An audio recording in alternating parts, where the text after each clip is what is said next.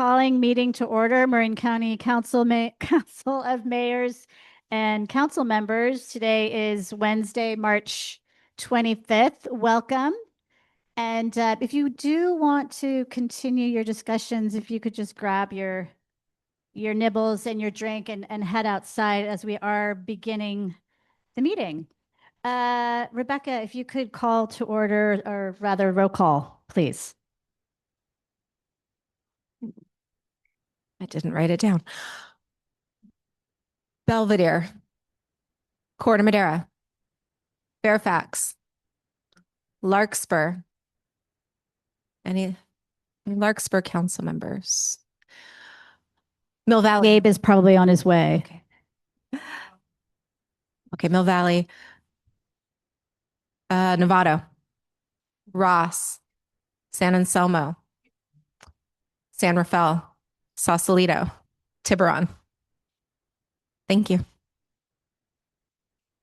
And here's Larkspur is present. All right, we have representatives. Did we have Sausalito? Did I call Sausalito? I don't think. Oh, great. I did call Sausalito. Okay. I forgot to call Sausalito, but we have representatives from all 11 cities. Great. Wonderful. Okay. Moving on. We have a great lineup of presenters this evening, and I'm really excited about hearing from Derek Johnson, our county executive. We have representatives from ABAG to present on RENA and sub-regional housing allocation.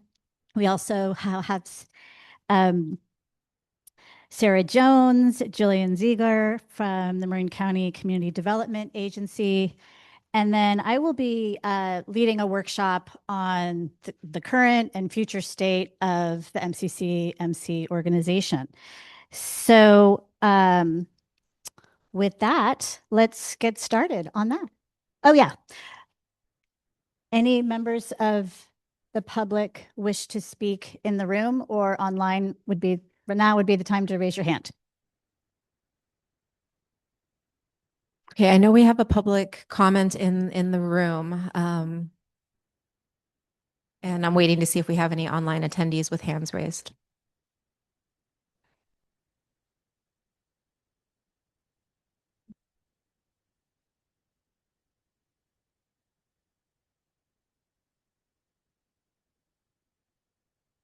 Good evening, mayors and council members. Thank you, Councilmember Ravazio, for encouraging Dr. Mock and me to speak to MCCMC this evening. And thank you all for your service to our communities and for the opportunity to share our perspective with you.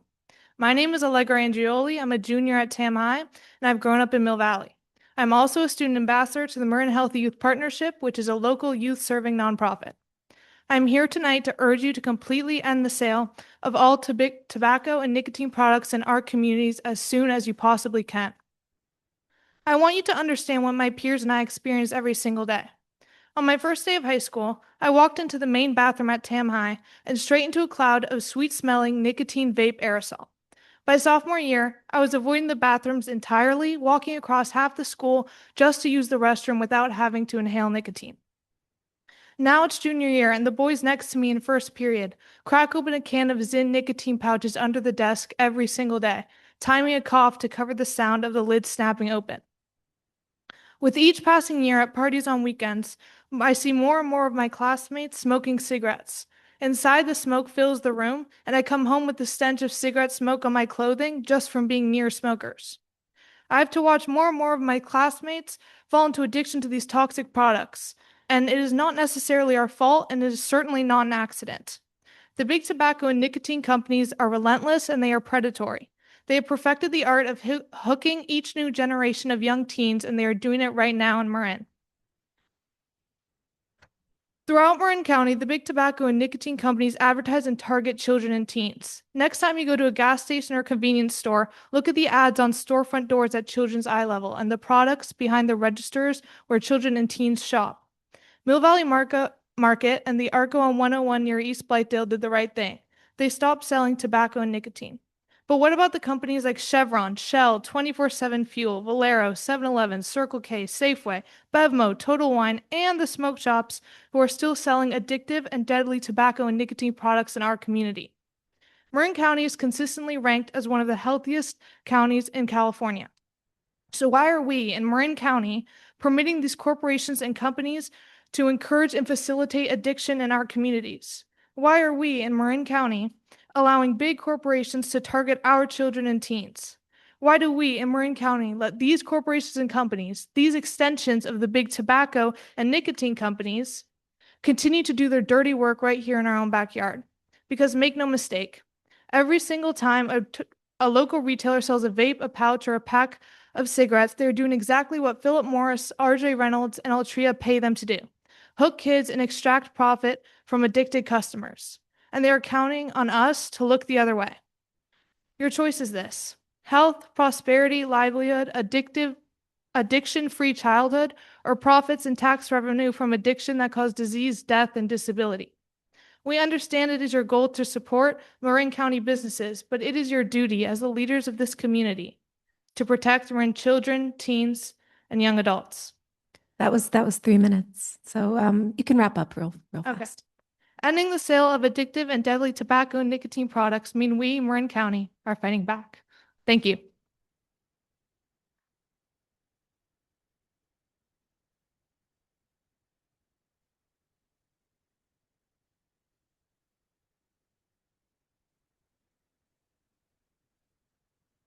Good evening, mayors and council members. I'm Jeremiah Mock. I'm a professor at the University of California, San Francisco.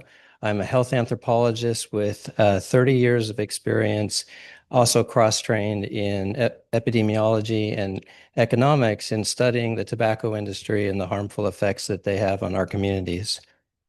I have all this gray hair because I've raised 2 teens here in Marin County.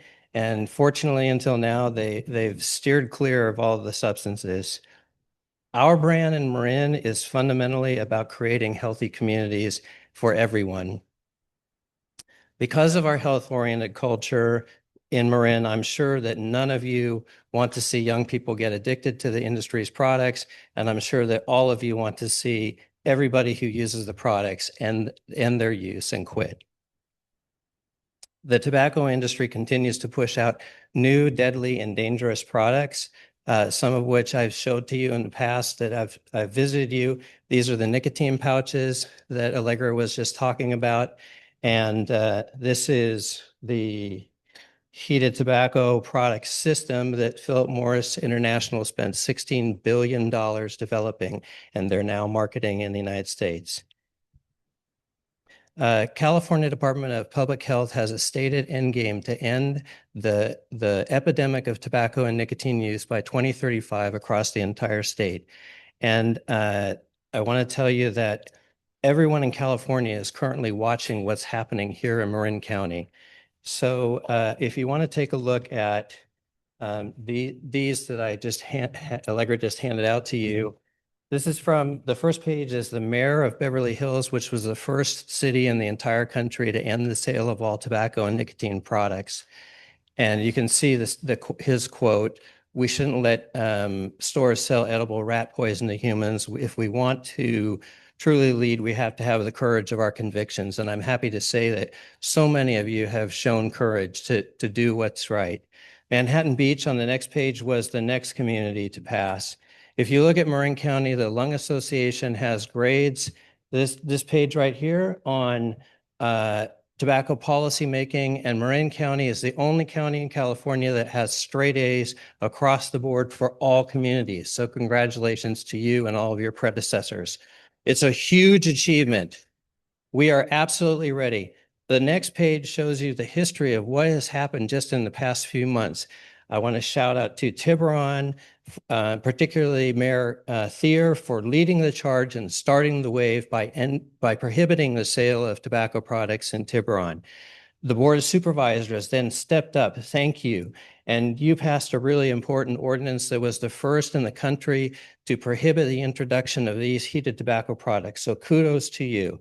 The town of Ross followed shortly thereafter by prohibiting the sale of all tobacco products. Dr. Monk, that was 3 minutes. Okay. If you can wrap up quickly, and then I'll send your materials out to the group. Thank you. I'll just tell you that the last couple of big achievements. Fairfax was the first in the country to add a ban on nicotine pouches. Go Fairfax. Corte Madera then gave staff direction to come back with an ordinance like Fairfax's that bans e-cigarettes, heated tobacco products, and these nicotine pouches. And they voted 5-0 on that. Finally, Mill Valley just gave direction to their staff to bring back an ordinance to completely end the sale of all products. They have 5 retailers. They had 7. 2 of them voluntarily quit. They decided they're done. You're over 3 minutes. And Corte Madera is following with an ordinance. We hope to ban all of it. Thank you, Stephanie. And congratulations to you. Don't take your vape with you. Don't take this. Don't leave this. This stuff is horrible. Yeah. Anyone else here for public comment? Is there anyone online, Rebecca? Not seeing any online attendees with raised hands, but I do want to tell everyone, please don't be shy and feel free to help yourself to additional food throughout the evening's presentations. I just wanted to recognize that we were in this room when we heard from the panel of students advocating for tobacco. And Rebecca, when was that? That was last April, so less than a year ago. And we have 4 or 5 jurisdictions already passing ordinances, including the county. So that's progress. Moving on to the business meeting, item 4A. I think I want the clicker for this.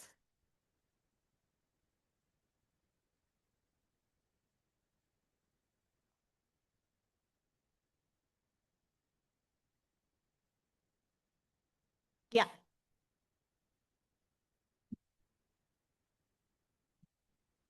So this is intended to be an interactive discussion, and I really hope you have questions and feedback. So consider it more of a workshop than a one-way presentation. And I want to thank Gabe Paulson for working with me on these slides and thinking through this discussion.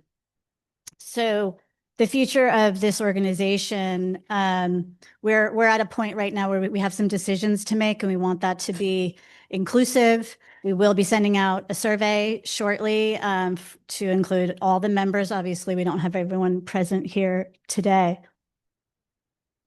So the workshop objectives are to review the history of this organization, discuss the need for operational changes, what is the value proposition of the organization, what has it been, and what more value should be gleaning from this organization, what staffing models are out there.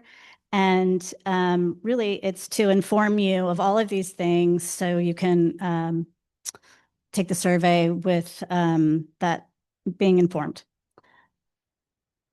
Okay, so as we proceed through these slides, I would really like you to think about what value you get from the MCCMC today. What do you enjoy? What more could we be doing? What levels of staffing support that value? And we're going to go through the staffing model today, as I said, and what other models are out there. How should we structure the organization, and what are we willing to fund as member organizations? So, can you go to the next slide? Oh.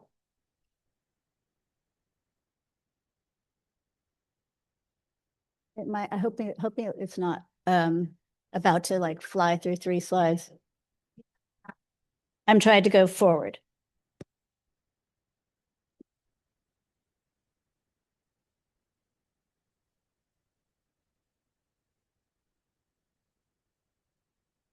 So the MCCMC was formed in the 1950s to promote cooperation and good working relationships between the governments in all cities, the county government and governing bodies of autonomous special districts, to develop and maintain cooperation and understanding between the cities and state and federal governments, promote intercity cooperation, assembling information to help in the solution of mutual problems, supporting legislation beneficial to member cities, studying means of improving municipal services through the formation of subcommittees and standing committees, promote home rule for each city, resist state and federal preemption of cities' responsibilities by providing effective local leadership through active legislative efforts, and serve as the agency through which the cities of Marin County, acting in concert,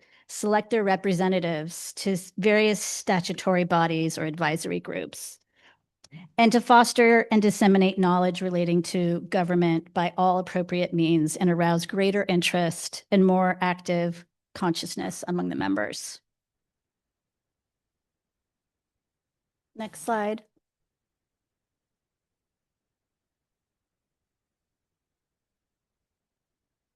So the value proposition of MCCMC, and this is more or less, so what I just read to you is the mission capture. You'll find that on our website.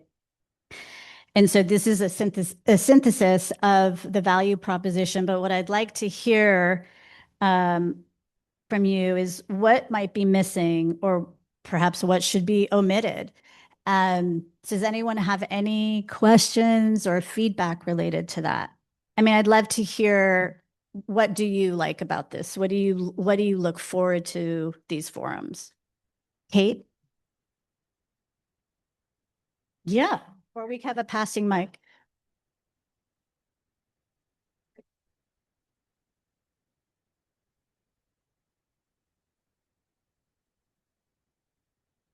No, I think this is great. I would wonder if the group would want to consider just the conversations and the relationship building. When I think about coming here, I like coming here early because we work on so many of these issues together. But it's one thing to receive an email, and it's another to have this very casual time where we're eating together. So it manifests all of that. But good government to me is really based on relationship, both relationship with each other, relationship with other agencies, and relationship with our community. So that would be one thing that I would Yeah, up I there. agree. I agree. And when I was newly elected, it really served me well in building those relationships, because it's hard as you're new, you don't know anyone. And so I looked forward to these forums as a means to get to know folks. Any other comments on this one? Okay. Next slide, please.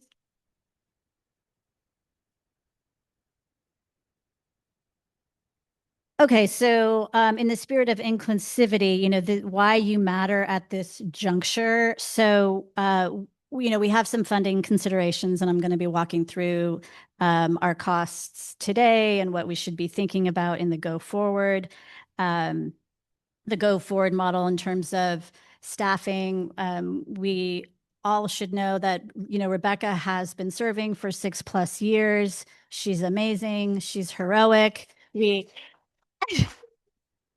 absolutely adore her, and she's exhausted and she has resigned. So we will be posting that role shortly. I think your effective date was effective end of May. So we have a little bit of time later. After this presentation, we'll be taking action to form a subcommittee to interview and appoint a replacement for Rebecca. Transparency and accountability, of course. How we support the legislative advocacy. So today we have a standing ledge committee, and it has a lobbyist, it has a legislative analyst, and they believe they meet once a month. And I think the current scope is looking at policies related to housing and fire services, if I'm not mistaken. Is that still the model we want to proceed with? And the rest is pretty straightforward. Next slide. So the current structure is volunteer-led. So the president role is an unpaid role. The admin support is roughly 20 hours per month. We also pay for the legislative analyst, and we'll go through the costs related to that. The city of San Rafael has served as the fiscal agent for the lobbyist firm and the legislative analyst rather. And what is missing from the current structure and is not sustainable is that we have no legal staff today. So it hasn't been a real issue until fairly recently, and we don't have a staff member to offer legal advice. So that is a gap we need to fill. And yeah, let's move on to the next slide, please. So the core activities shared across both the paid and the unpaid resources. So we obviously have monthly MCCMC meetings. The speaker coordination and the agenda setting is largely with the president and the vice president. The legislative committee meetings, Alice, you've been chairing that for some time, and then those are attended. I know Nancy Hall Bennett, you've been going for years and years. Those are staffed, as I've said, by the legislative analyst. And we have the packet and the distribution. What's not on here is all of the RSVPs that Rebecca is sending out, or chasing down RSVPs. So we're looking for some automation related to that on a website. So we have a website that's functional but needs a lot of updating. And then, of course, the meeting and minutes and record keeping. Are there any questions on this slide? Okay. Next slide, please. So the city of San Rafael has advised that they are stepping down as the fiscal agent for the lobbyist firm and the legislative analyst. So we need a new agent for that. It will likely be a city, right? And to have that responsibility. And I think that the professional services agreement for the go forward secretary should probably fall under that. But if anybody has any suggestions as we proceed, but to me, it makes sense to centralize all of that under one fiscal agent role. And then obviously we need to comply with the Brown Act. And there's a couple models that I'm going to walk you through as far as organizational structure. Is there any questions on this? Okay. So we've looked at our some of the other models, including Contra Costa, and Gabe chime in here at any time. San Mateo, San Francisco, and there's different sort of hybrid models out there. There's San Mateo has a JPA model. Contra Costa actually has an executive director, as does Sonoma. And I think they're part-time roles, but they do pretty much everything from website to agenda setting to securing the presentations, et cetera.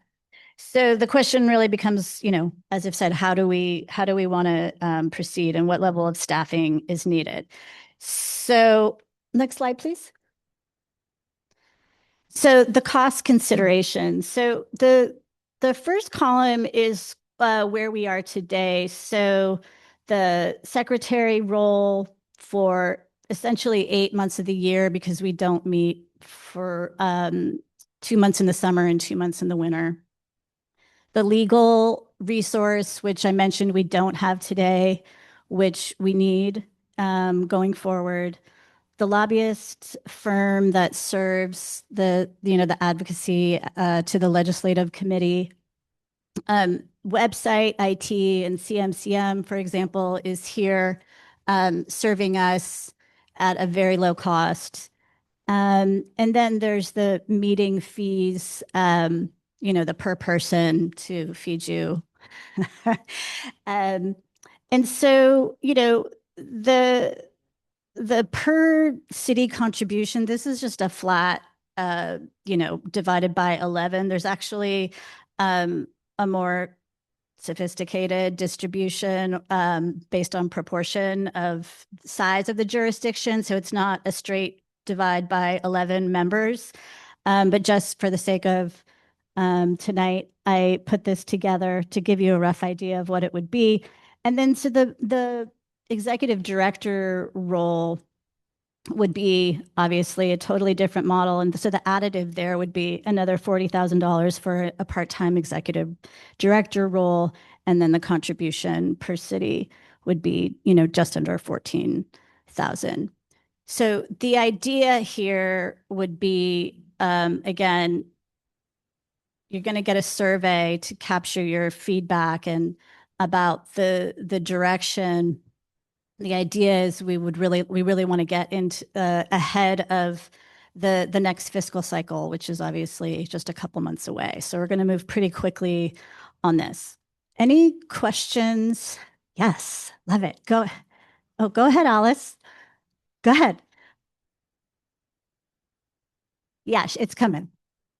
My children would be so glad to hear I don't talk about it now. I just wanted to make a comment on the legislative analyst. The analysis the legislative committee gets, and any of the members can speak up if they have a different idea, mostly comes from the lobbyist. She actually gives us the bills that would affect what our mission statement is, which is more or less what you said. And the legislative analyst itself has really acted as a staff to organize the meetings. And I'm just putting that out there in case it makes a difference.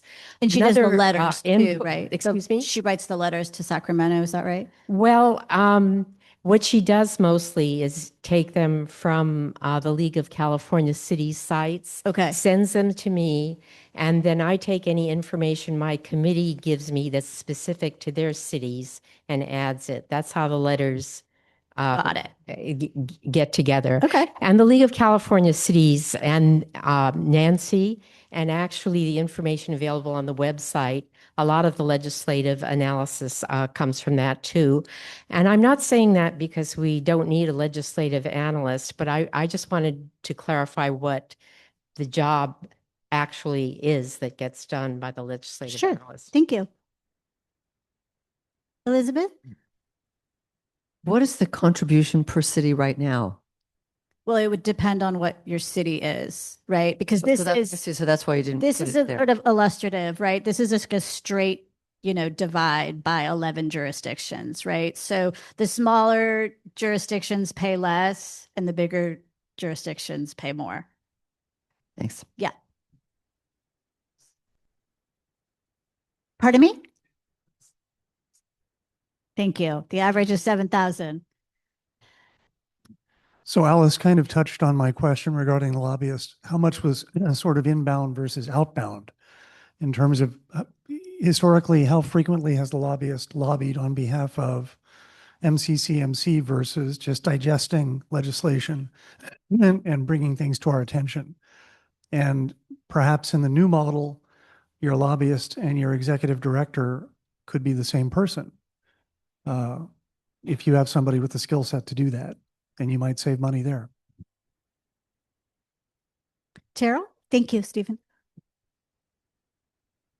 Yeah, I would echo that. I mean, I believe I might be wrong, but I'm on the legislative committee. It seems like the lobbyist is really just a policy person, really reviewing what policies are happening, being there in Sacramento, knowing what's moving, what's not, and reporting that back to us.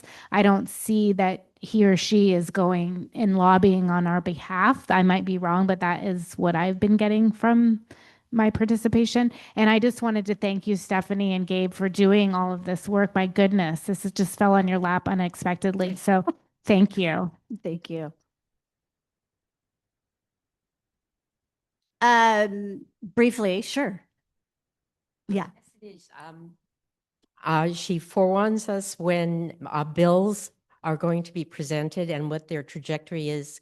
When is a good time to weigh in, who to Yeah. weigh into, what other cities are doing, how it affects them, and often how it affects Marin cities in particular. Yeah. Stepping out of my president role right now, and as just a council member mayor, I attended a high school board district meeting last night, and there was a presentation on Yonder pouches, which is how you secure cell phones at the schools. And the presenter was noting that there's a bill circulating to take effect, should it pass, next year on total ban of cell phones. And this is something that I would have really appreciated knowing as a mother and an elected. And so perhaps we, again, this is just my personal opinion, perhaps we should expand the scope of the Ledge Committee beyond housing and fire services. Or I don't know if I'm representing that accurately. Is that what the scope? There are other topics. Okay. Okay. Okay. And I don't know because I'm not on the Ledge Committee how that works, but I think it's a good time for us to review everything right now, right? So, any other comments from this side of the room? No? Okay. Thank you.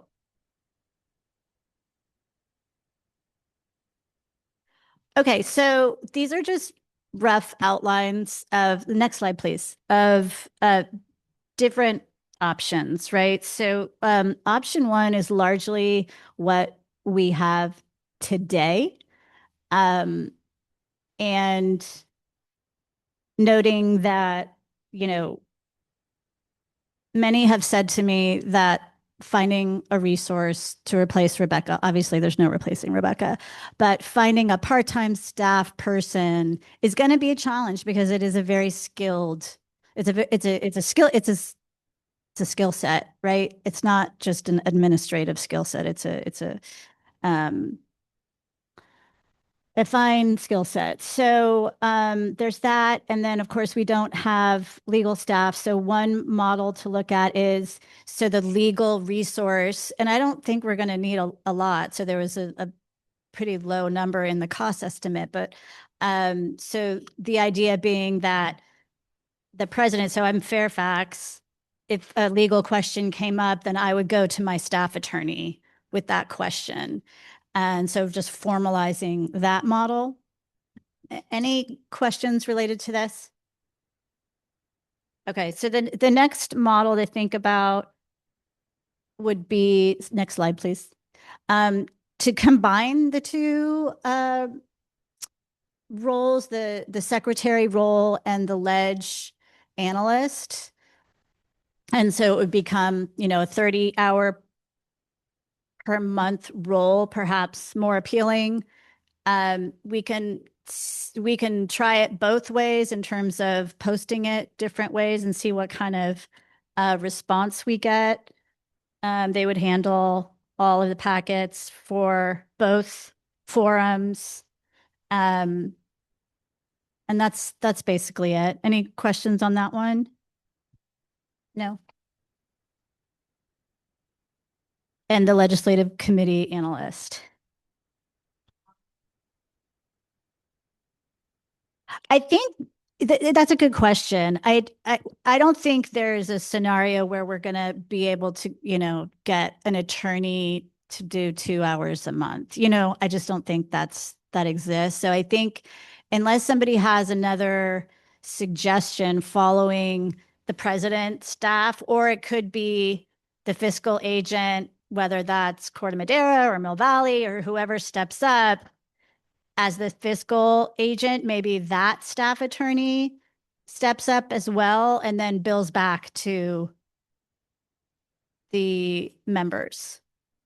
So we'll ask some questions related to that, and MMA might have some feedback related to that too. Go ahead.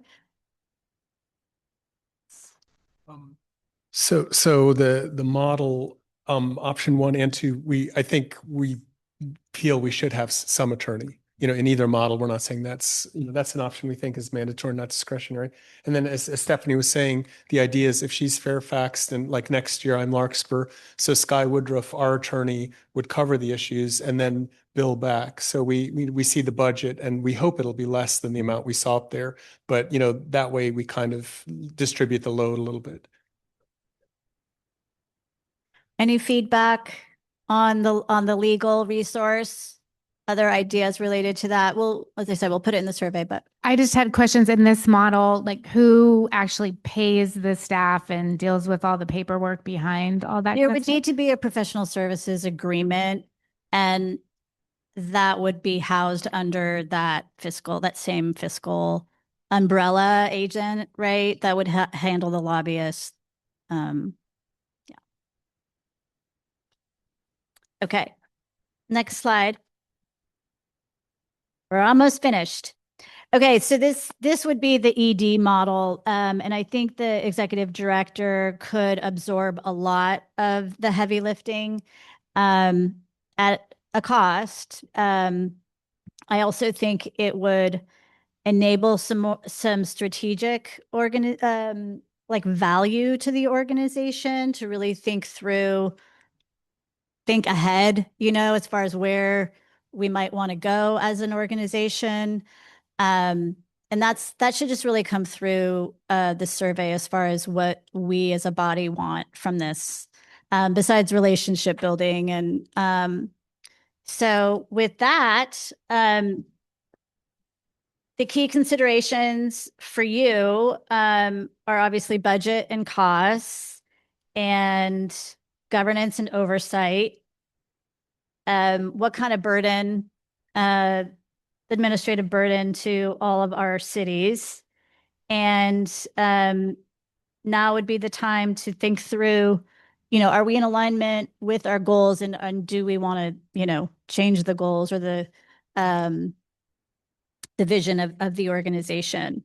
So finally, we're going to develop a survey that will capture your preferences and help us design a proposed go-forward model, including budget, and when we can be in market with the new staffing model. So yeah, go ahead.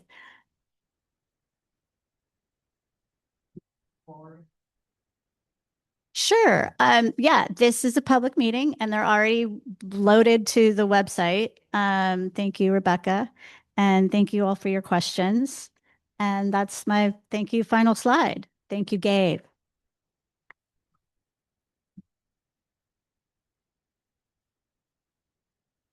Okay. Oh, I need to take public comment. Is there anyone online that has public comment? Or anyone in the room? I see Mr. Ravasio has a. Hi, my name is Bob Ravasio. I was on the town council in Corte Madera for 16 years, and one of the current council members strongly encouraged me to come tonight.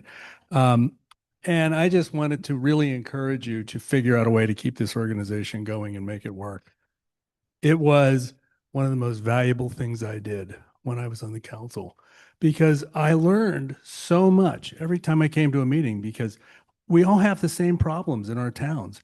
And it's really interesting to learn how other councils are dealing with those problems, because they have a different take. And you can learn from that and you can do it and make it work in your town. So that's one. Second thing are the relationships. I mean, I walked in tonight, Alice Fredericks, Kate Collin, Frank Eggert, lots of other people who I got to work with over the years and got to know. Some of the best people in Marin are in this room tonight because you're council members and you're volunteering for the community. So figure out a way to keep this going, please. Thank you. Will do. Go ahead, Pat.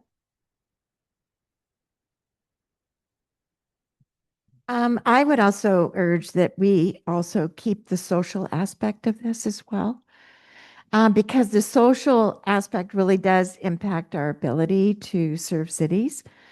Just talking to another council member on a particular issue, hey, we're having the same issue in Nevada or whatever. And so there's an automatic collaboration. We talk offline afterwards, and that exchange is really critical. The other aspect, which wasn't emphasized as much, in my opinion, in the presentation was that there's a lot of collaboration with the cities on issues that affect us all, whether it's ABAG or whether it's other pieces of legislation that are being promoted, and encouraging individual council members in cities to really write letters and contact their representative and call. So that networking is really something that is really critical. And I really don't want to lose that part of it, as well as the working part as well.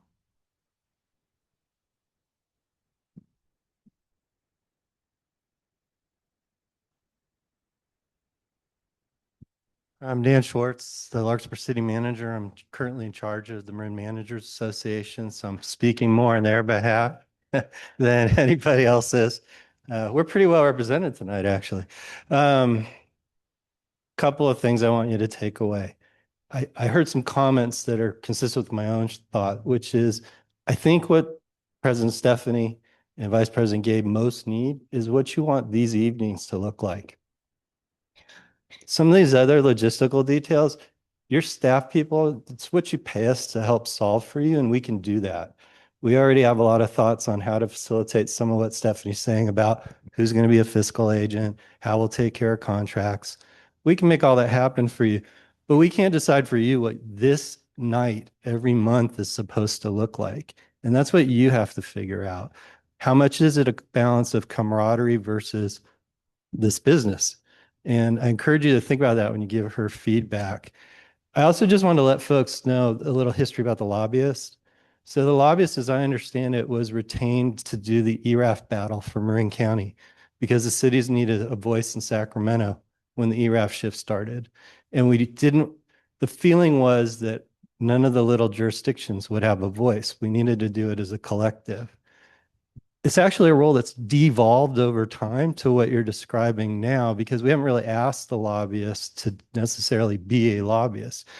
But the answer is no, it cannot be the director, because a lobbyist is a registered lobbyist. She can go into the legislative chamber and advocate. Your executive director can go to the legislative chamber and educate. And I'd be happy to talk to you offline. There's a huge difference between those two. I spent several years being an educator for an organization. You do not open doors the way a lobbyist opens doors. So there's some value in having somebody. But I do think we need to revisit what the lobbyist does and why we're paying the lobbyist. And that's something we'll talk with Stephanie offline to make sure that the new contract with the lobbyist reflects what you all need it to reflect. And I also want to thank Sandra Fell. They've been managing this stuff on the fly for quite a while. It hasn't been very structured. And we have some thoughts on how to fix that too. Thank you, Dan. Thank you for your support. Any commenters online? Oh, it looks like Gabe. Yeah, Thank you, sorry. Nancy, for being. I wanted to kind of piggyback on what Dan was saying, that Stephanie and I met this afternoon and put together a bunch of details for you. But really, I'm excited about next year because I think there is so much potential in this room. And I would encourage you to look at some of the other MCCMC type models. So maybe we can post this on the website, but I reached out to Sonoma's and talked to their executive director, Laura Burgess. A really heavy duty version of this would be what's going on in San Mateo. They're a JPA. They have some heavy duty lobbying issue population. You look over at, some of the others, Contra Costa, ccmayors.org or com. But I think it would be a great time to reimagine and re-envision what we're doing here, because I see so many issues coming down the road and we're all busy, but, we're also historically so fragmented. And this is the one place to really have that forum and to coordinate. And I'm so grateful to see Dennis and Stephanie and, and Brian, the supervisors. I think you're such a critical link. So we're MCCMC, but I would say plus BOS, the Board of Supervisors. You guys really have that voice. And if you can, help us and we can help you in communication coordination, I really feel there's a lot we can do next year. So thank you. Okay. We do have a raised hand online. Okay, great. Rachel Kurtz, I will unmute you. Hi, Rachel. Hi all. Sorry I can't be there in person. I agree with a lot of the comments, but I do want to follow up on City Manager Swartz's suggestion about really thinking about what the evening should look like. And I like the business aspect of it. I don't feel like we necessarily need to go down the path of the social. I think that also provides a lot heavier lift for whoever's going to be organizing and coordinating. So I think there's some great opportunities, the collaboration, the coordination, the cross conversation around initiatives that are happening in all of our jurisdictions. That's invaluable. The social aspect, I think a lot of us see each other in many other social situations. So I don't think we necessarily need to have that as part of this body. So I would really encourage us to really to think about what we could, what problem are we trying to solve? And I think one of those problems is that we're very disconnected in our day-to-day activities. And this is an opportunity to come together. So I'm happy to help work on the survey. Stephanie and I talked a little bit about that today. And so we could get other people's input around this, because there are a number of people who are not attending this evening that I think would have good input on where we're going to go with this. Thank you, Rachel. Any other online? Additional raised hands. Okay, closing public comment on this item. Well, thank you very much, everyone. Moving on, I'm going to try to get through the rest of the business items in, I'm going to go for 5 minutes, and then we're going to get into the presentations, which I know we're all looking forward to. So 4B is possible approval to establish an ad hoc subcommittee to interview and appoint or hire a new MCCMC secretary treasurer and accept volunteers to serve on the committee. I'm not going to review the staff report. It's in the packet, but I'd love to have 3 volunteers to serve on this subcommittee. Seeing Gabe, Pat. Anyone else? Okay, thank you, Stephen. Motion, I'll entertain a motion. Okay, give a second. Okay, to appoint the 3 volunteers, Stephen Burke, Gabe Paulson, and Pat Eklund, to the subcommittee for interviewing and hiring a new secretary. Thank you for volunteering, everyone. Open comment or public comment on that item? Anyone in the room? Anyone online? I'm not seeing any raised hands from online Okay. attendees. Close public comment on item 4B. 4C, announcement of upcoming expiration. We have to actually vote. Pardon me? Vote. Oh. There was a motion and a second. All in favor? Any nays? Motion passes. Thank you. Thank you, Rebecca. Item 4C, announcement of upcoming expiration of term of 1 MCCMC rep to LAFCO. And so we currently have Barbara Kohler in Fairfax. She's the current incumbent and has expressed with a letter to be reappointed. So the next meeting, we will be voting on this. Is that right? There will be convening the city selection committee to make the vote, and any letters of interest received will be reviewed by the committee. Okay. Do I take public comment on this? Yes, but I am not seeing any raised hands in person or public online. comment in the room? Okay, seeing none. Moving on to 4D. Review of draft agenda for the April 26th meeting. Is this an action item?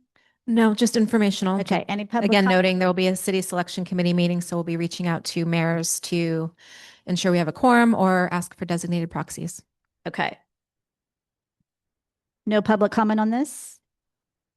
No emailed or online attendees. Okay. Moving on to 4E, consideration and possible approval of the draft minutes. This is an action item. The minutes for the February 25th meeting, I will entertain a motion.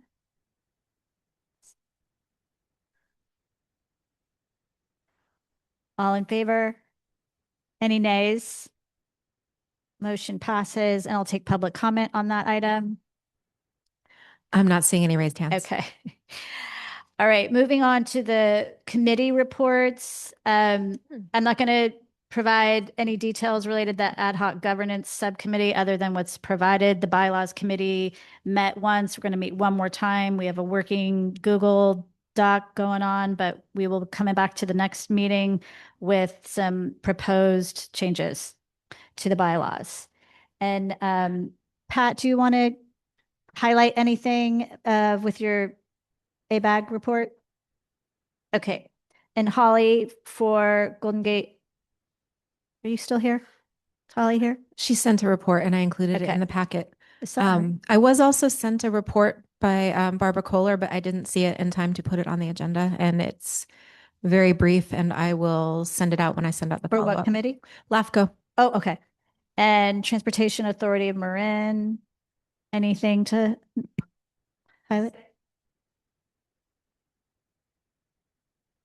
Okay. Do I have to take public comment on this, any of these? Anyone have can make comment? public comment, but not seeing any raised hands. Okay.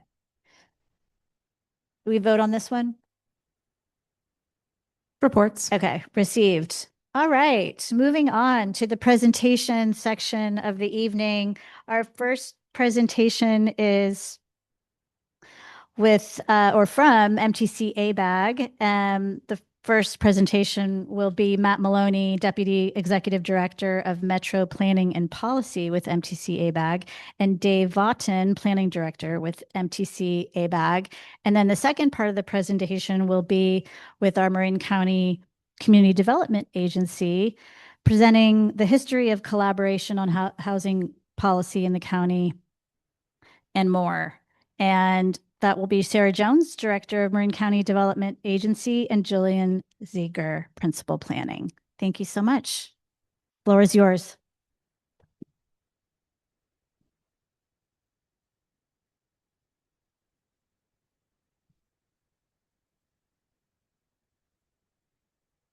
Well, thank you so much for inviting us here tonight. My name is Matt Maloney. I'm a Deputy Executive Director over at MTC and ABAG. Sure. And thanks for so much for inviting us to this beautiful facility. We had a great day today at our offices in San Francisco. We were able to adopt our long-range plan, Plan Bay Area 2050 plus. We do these plans every 4 years. And I should mention today, the MTC Commission met and adopted that plan unanimously. Last week, the ABAG Executive Board also met and adopted the plan unanimously. And these plans are not without controversy. So I do think it's quite impressive that we can get unanimity among two different boards in this day and age on something like that. So it was a great day for us as staff.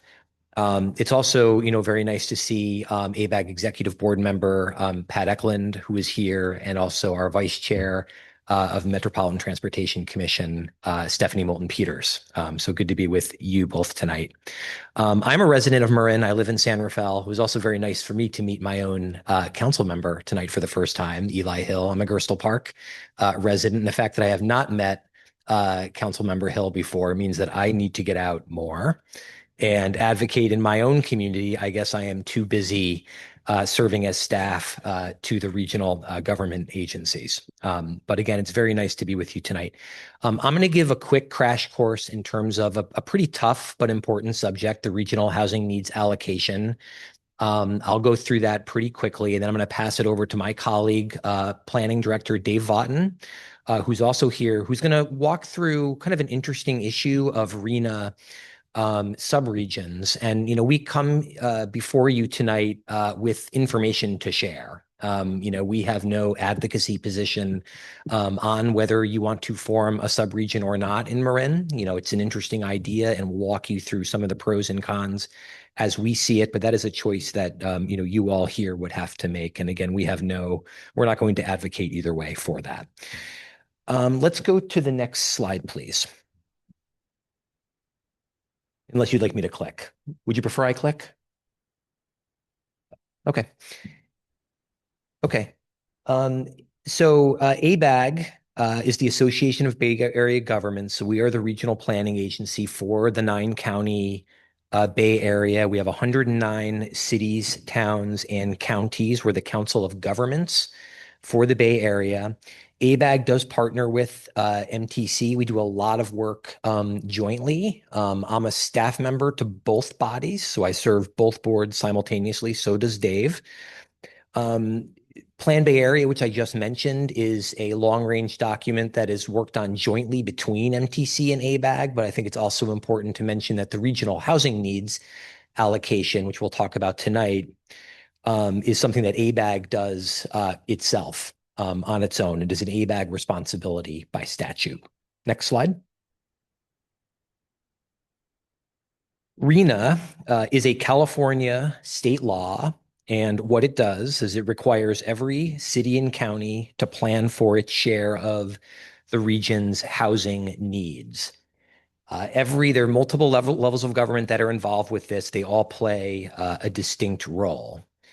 HCD at the state level determines the total number of units the Bay Area must plan for during each 8-year cycle. The role that the ABAG Executive Board plays is they develop the methodology for distributing that regional need across all the jurisdictions, working with local governments and members of the public. RENA is a difficult process, I will tell you that much.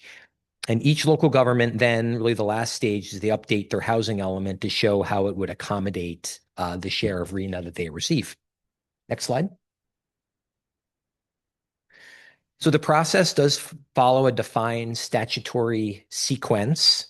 It starts with HCD, which issues what we call the RHND. You'll hear that acronym sometimes, the RHND. The D is the determination. That's essentially the big number on the 9-county wide level.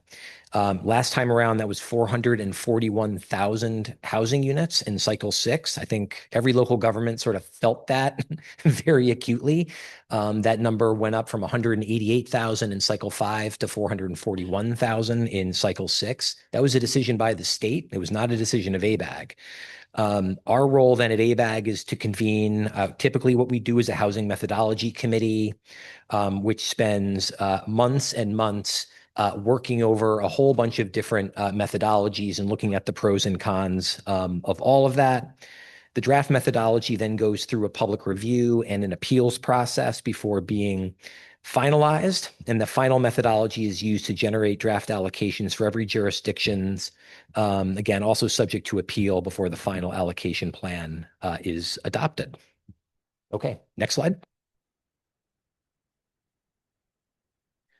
So a little bit about RENA and the housing element process. They are related, but they are distinct. RENA produces a numerical allocation for each jurisdiction, which is broken out across different income categories. And the housing element is the local government's plan for how it will accommodate that allocation. The housing element is a mandatory element of the general plan. It must identify adequate sites, zoning, and policies to accommodate and support the jurisdiction's RENA across all income levels. HCD reviews each housing element for compliance and either certifies it or returns it with required revisions. Jurisdictions without certified housing elements can lose certain land use authority and may face legal risk. Next slide. Okay, so looking back to cycle 6, which is the cycle we're all currently experiencing right now. So that runs from 2023 to 2031. The Bay Area's regional housing need determination was approximately 441,000 units. As I mentioned, the largest in our history by far. And a substantial increase. So HCD's oversight role was expanded as well in cycle 6 with an additional emphasis on ensuring that the process affirmatively furthers fair housing. So AFFH is an acronym we also hear a lot about in RENA, which really kind of came up in cycle 6 in a big way. The Bay Area has historically underproduced affordable housing relative to the RHNA targets, and state enforcement has increased with each cycle. Many jurisdictions were required to revise their housing elements across the 9-county Bay Area before receiving certification in cycle 6. So at this point, let's go to the next slide. And I think I'm going to be calling up Dave. And for Dave, we're going to be looking ahead to cycle 7. So we'll talk a little bit about what's changed with RHNA. There have been some changes and we're following them very closely. And then we'll talk specifically about the possibility of forming a subregion and all of the details that entails. Okay, Dave, come on up. Well, good evening. I'm Dave Vaughton, Planning Director with MTC and ABAG. Very nice to be with you all this evening and to share a little bit about the next RHNA cycle. I think first of all, it's important to note that the next cycle of RHNA will not kick off till next year. It is about a 3-year process and will span 2027, 2028, and 2029. So we're about a year away from that milestone. Housing elements for cycle 7 will be due to the state in 2031. But I want to commend you all for starting the conversation early. And as you investigate this potential of doing a RHNA subregion or other ways to collaborate here in Marin, because thoughtful coordination between jurisdictions is essential for success. And it's important to weigh the pros and cons very thoughtfully. I'll share a little bit about the pros and cons of the subregion, recognizing that a subregional process is just one way that jurisdictions can choose to work together. All right. So what is a RHNA subregion? It is a voluntary grouping of geographically contiguous jurisdictions that collectively receive a share of the region's total housing need and then allocate that amongst themselves. A key distinction here is that the work typically done by ABAG is instead carried out by the subregion, and it's subject to the same statutory objectives and oversight. This structure gives participating jurisdictions more direct involvement in shaping how housing need is distributed, but it also transfers responsibility and risk to the subregion itself.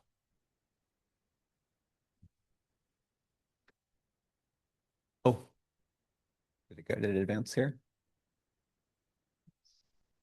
Oh, there we go. Sorry about that. I think it jumped ahead a couple slides there. As I mentioned at the start, we're sharing information about subregions now to give jurisdictions time to come to consensus around forming one. And the deadline for formation will be in early 2028. So let's go through some of those benefits and challenges. So one of the primary benefits of a subregion is the opportunity for deeper collaboration, and subregions facilitate more local dialogue on housing, reflecting shared housing markets, infrastructure conditions, or growth strategies. Jurisdictions can work together to design an allocation methodology that's more tailored to local context while still meeting RHNA's statutory requirements and aligning regional goals around equity, affordability, and climate. It's important to recognize, though, that these benefits are only realized if jurisdictions are willing to engage constructively and commit the time necessary to reach consensus. Now, subregions also face challenges. The process is subject to close scrutiny by the California Department of Housing and Community Development, HCD, and that scrutiny has increased in recent RHNA cycles. Forming and operating a subregion requires staff time, technical expertise, and often consultant support. There's also inherent risk if jurisdictions are unable to compromise. Without agreement on a final allocation, the subregion loses control and ABAG must step in to make allocations. These challenges mean that subregions are not a lighter lift alternative to the standard RHNA process, and in many cases, they are more demanding. State law is quite specific about eligibility to form a subregion.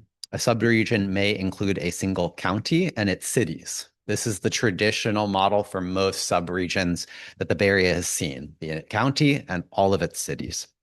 But it can also include the county and any combination of geographically contiguous local governments. Importantly, a subregion does not, as I mentioned, doesn't need to include every jurisdiction, but there is that contiguous requirement. There's not much history of subregions that exclude some jurisdictions. But this requirement in state law is designed to ensure that the subregion reflects coherent housing markets rather than ad hoc groupings. So what does a subregion need to do? Once formed, a subregion must carry out all statutory RHNA responsibilities under Government Code 65584.04 and .05. This includes developing the proposed allocation methodology that considers the factors identified in RHNA law to allocate units by income category to participating jurisdictions. The subregion must conduct a public hearing about the proposed methodology, and after incorporating feedback, publish the draft allocation methodology. It then submits the draft allocation methodology to HCD for review. And if HCD finds the methodology does not further RHNA objectives, the subregion must revise it in consultation with HCD. Once HCD has approved the methodology, the subregion then adopts it and issues draft allocations by income category. And then there's a statutory period where jurisdictions and HCD can submit appeals of the allocations, followed by a public comment period.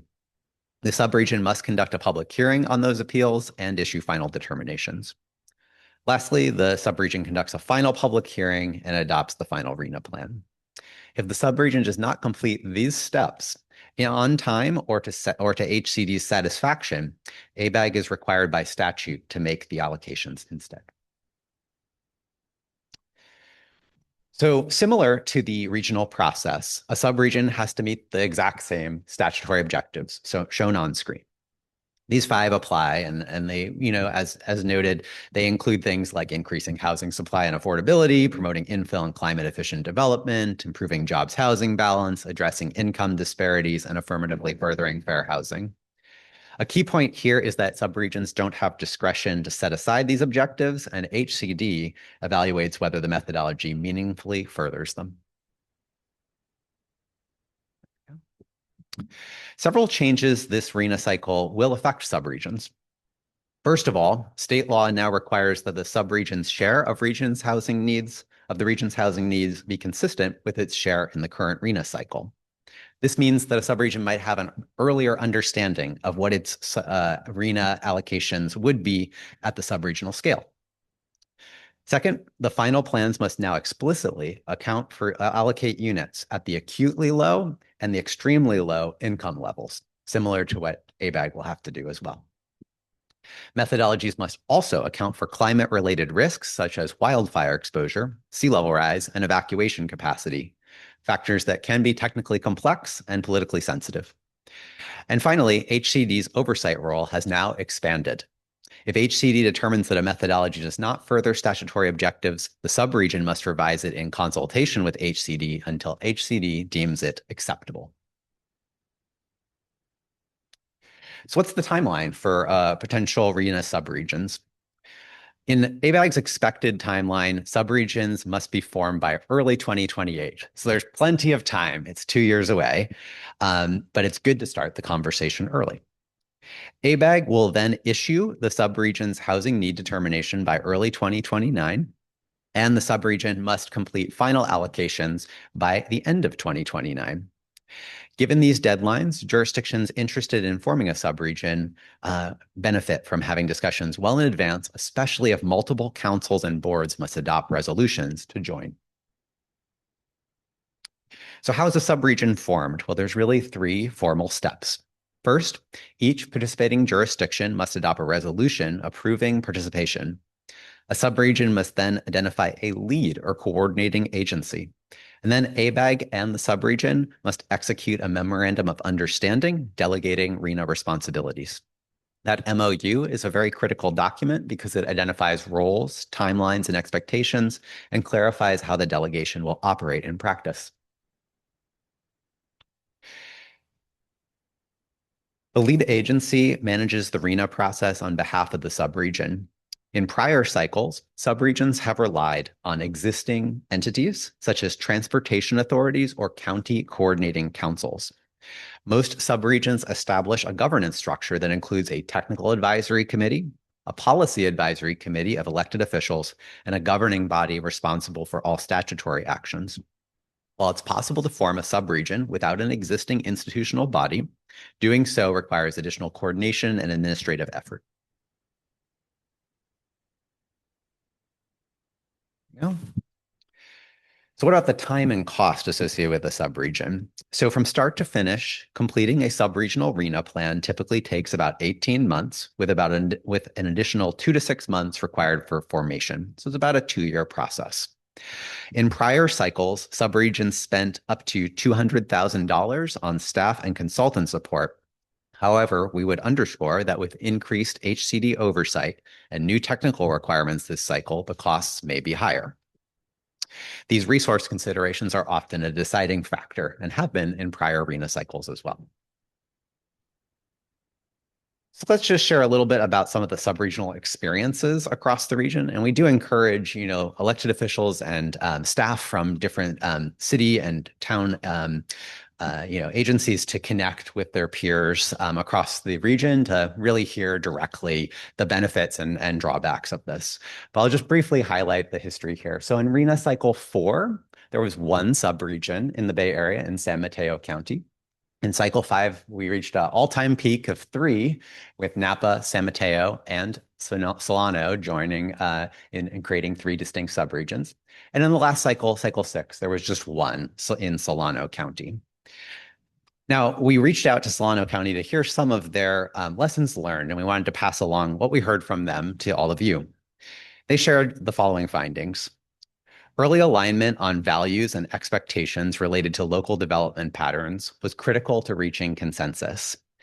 Pre-existing relationships set the stage for successful collaboration, and their second cycle was more contentious than the first, mainly due to the increased numbers from HCD. More negotiation was needed, but no jurisdiction withdrew, and that's why the subregion succeeded. In their case, Solano County served as the lead agency and took on a heavier workload and more day-to-day responsibilities, reducing the impacts to individual city staff. And as countywide agencies that represented all jurisdictions, the Solano Transportation Authority held the contract and the City-County Coordinating Council served as the decision-making body. During Cycle 6, in Solano's case, each participating jurisdiction contributed about $5,500, and decision-making was weighted towards the county as the four C's group, the County City Coordinating Council, consisted of members of the County Board of Supervisors and the mayor of each jurisdiction. A few challenges they recognized that we should pass along included scheduling with HCD and eliciting clear guidance from the state as they proceeded through the process. Yet, Solano has indicated they're likely to pursue a subregion yet again and are happy to share more lessons learned if you decide to pursue this path further. So in closing, subregions offer flexibility and opportunities for collaboration, but they are bound by statutes, they require time, and they are subject to strict HCD oversight. Success depends on early planning, clear governance, sufficient capacity, and a strong willingness to work together. With that, I'll wrap up and we're happy to take questions. I'm sure there's questions. I know I have some. Go ahead, Eli. Thank you. Were you able to get any feedback from Napa and San Mateo why they did not continue? So we haven't reached out to them specifically, but what I can share is Napa did explore having a subregion in Cycle 6. They did not proceed down that route. I think the reality was that with the larger RENA numbers last cycle, that was a major consideration as people were thinking about whether to form a subregion or not. As well as the fact that HCD has taken just a much more involved role in the subregion process. So that would be some kind of general considerations. Right. I had one more question.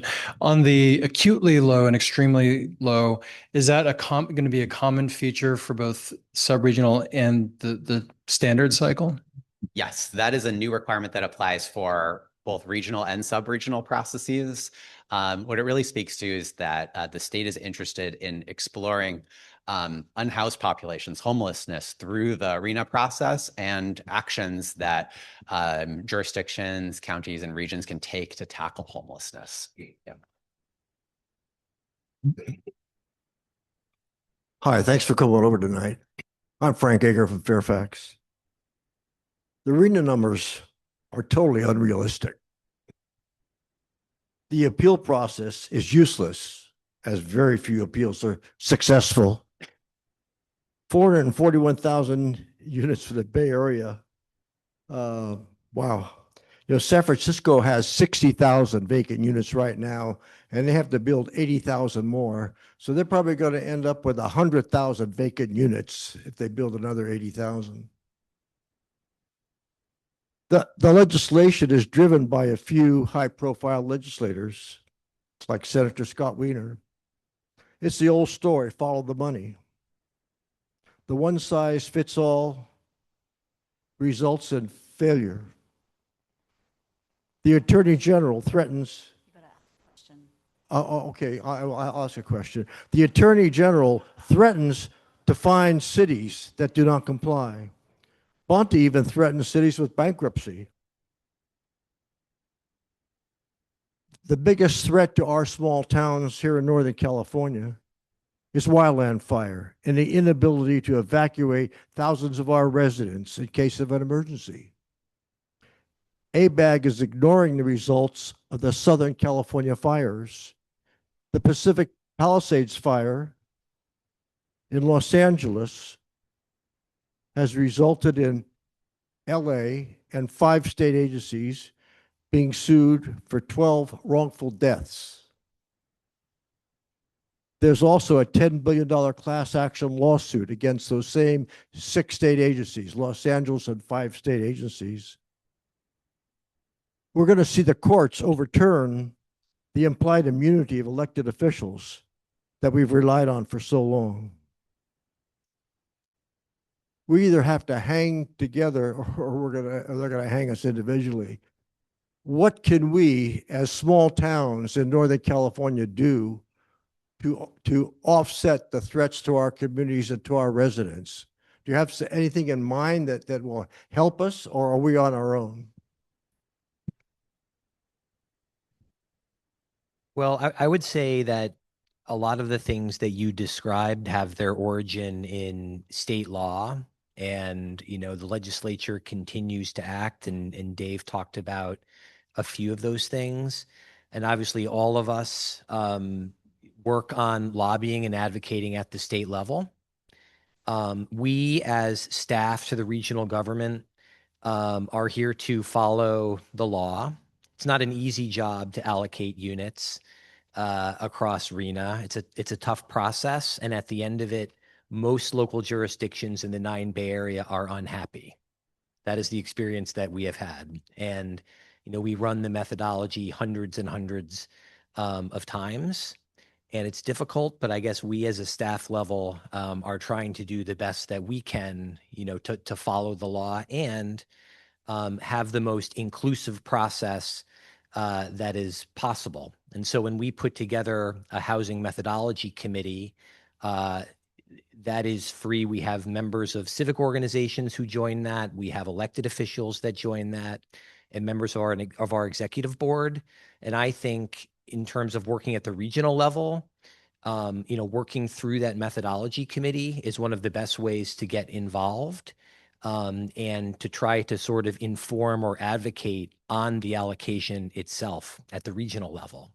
But when it comes down to it, we as staff, we get the number from the state. We get the 441,000 units that is put upon us as a region, and then we have to do our best to deal with that. So I would say there's a state avenue for advocacy, but also within the region, kind of working through the Housing Methodology Committee, and of course the ABAG Executive Board, which governs the allocations.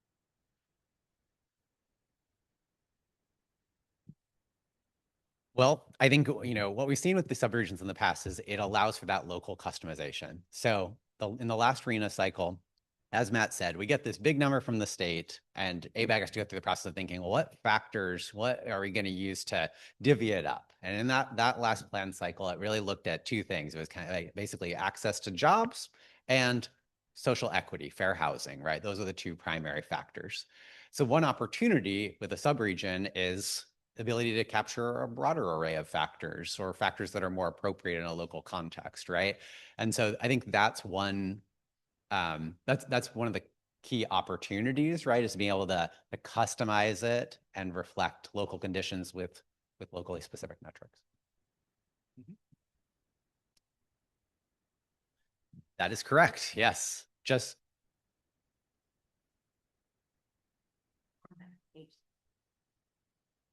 That's right. Both the regional process and any sub-regional processes would be reviewed thoroughly by HCD, and they have the ability now to reject. I have a question, just a clarification of the formation of the subregions. That is creating like a legal boundaries for our RENA numbers to be plugged into. And then ABAG will help us work out the allocation. And so my question is, if you're thinking of creating a subregion, what would be advantages that we would bring folks to bring these different towns together to do that? How do we determine what are those advantages? And then in finding that, we can determine is what subregion would be more successful, likely to last, not, fall away like the two we saw fall away. And, just so that we can think about in terms of how to measure whether or not to pursue this or not, because it is costly. Couple of thoughts, and then Matt can jump in as well. I mean, first, I think it's really important to have these early conversations, because really understanding who is interested in being a subregion rather than maybe who's on the fence. And then once the process starts, they decide to back out. That's really, really important, because if a subregion forms and any jurisdiction in the subregion backs out, the subregion breaks, it's gone, and everybody reverts back. So it's really important to really talk through and be like, you really have that understanding of who wants to come to the table and, participate in a collaborative process, work through matters locally. I think the advantages here are really the ability to kind of take your fate into your own hands and shape that methodology at the local scale. But as we mentioned, it comes with cost implications, and it requires deep collaboration. I'm going to piggyback on that a little bit, because we're obviously here to get educated on it. I don't know that many of us have a point of view yet, and that's why we're here, right? And so I have two questions related to that. The first would be, you had a slide that said step one, pass resolutions, but in my mind, that's not step one, right? Because how did the jurisdictions know that that's what they want to do, and who? So in the cases of Solano or San Mateo, what are the earlier steps from a process standpoint? Like, what body is helping educate, helping organize, which is substantial, right? What have them, I know none of us are advocating here. I'm just trying to understand, right? So how does that work? Well, I think every county in the Bay Area is very different. I mean, one thing I will say about Solano County is that the Transportation Authority in Solano County has first of all, there's not that many cities in Solano. I think there's maybe 8. Yeah, less, maybe 7. That county transportation agency has worked closely with the local jurisdictions for many years on issues of housing. Although they're a transportation authority, they have worked very closely on their PDA plans, their station area plans. And I think there's just been a history of engagement. So I guess my sense is that county was not starting from scratch in a way. It had been, there had been sort of years of bringing people around the table. And so I think maybe that is one reason why Solano might, and I don't want to speak for them. I think it's probably the best is for them to come in and actually talk to this group, or maybe have some one-on-one conversations. But I think there was a comfort level in that county with the players. And, you know, that's something I can't tell this group whether it's the right thing for you or not. But I think for Solano, there's a feeling like it was, and they just had the history of working together and I guess the trust. I can also just add, just to pivot to a different county example. So you saw there that San Mateo County decided to do this for, I think, 2 cycles in a row and decided not to continue doing it in cycle 6. They've continued the collaboration that they built up from that. They have this entity called 21 Elements where they all work together and collaborate on their housing elements. And there's equivalent, you know, sorts of things all across the region, but they use that as a vehicle for the 2 cycles they did as a sub-region. They did, you know, sort of cost benefit analysis for cycle 6, decided not to form a sub-region, but continued to collaborate. So there's, you know, it's a decision each county tends to evaluate as it goes into each RHNA cycle. Is there a body or a forum where the decision is made, okay, let's proceed or let's not? That's, I guess, what I'm trying. And I know it's not there's probably different ways of doing it, but that's what I'm trying to kind of get at in terms of where those conversations take place. It feels like the building blocks are here in this room. Hi, Nancy Hall Bennett with the League of California Cities. Nice to hear from both of you. Solano County has an interesting governance model. Each of their cities is direct elect mayor, first of all, and the direct elect mayors meet with all the Board of Supervisors, which is the 4 Cs. You alluded to them earlier. It's and I'm going to mess it up too. It's the Solano Coordinating Committee. They meet quite regularly, and the subregion was born from that committee, and then the Transportation Committee birthed it, really, but the idea was born there. And then they've shepherded it through that process of that governance body. So, one question is, did any of the subregions ever adopt a mechanism for what effectively would amount to like a cap and trade for units between jurisdictions? I can't speak to cycle 4 and cycle 5 in detail because I wasn't personally involved in those, but after cycle 5, there was significant RHNA reforms implemented that really limited that ability. Now, there are some provisions of state law that allow, for example, a transfer from an unincorporated county's RHNA to a city's RHNA, but the sort of trades that used to occur in RHNA prior to cycle 6 are now disallowed. Couple of questions. First of all, do you foresee us receiving a lower RHNA number in the next cycle? So I want to just clarify and differentiate here. So with regards to the total 9-county Bay Area regional housing need determination, we're not 100% sure, but we think they're with a moderate to high level of confidence that it will be higher next cycle due to changes in state law. Then there's the amount that would be allocated to Marin County and its jurisdictions, and that is within ABAG's purview to determine. In the case of not having a subregion, ABAG would go through the methodology process and come up with a methodology, which may lead to more or less growth allocated to Marin than last time. So maybe it's 3 questions now. Yeah. Do you see yourself able to allocate a much greater number to one of the 9 Bay Area counties? Could you clarify what you're asking? I'm not. Well, sure. if you're taking away from a county like Marin, because we're largely built out, have fire problems and all the things you've heard about, where is it going to go? Well, as mentioned, we have a statutory responsibility to allocate all the units assigned by HCD. The methodology, it's not something that we do alone as staff, as we set up a whole housing methodology committee of technical experts from cities all across the region. The ABAG executive board plays a big role. So I can't speak to how those two groups will decide to reshape the methodology and what that means for Marin, because it won't even start till next year.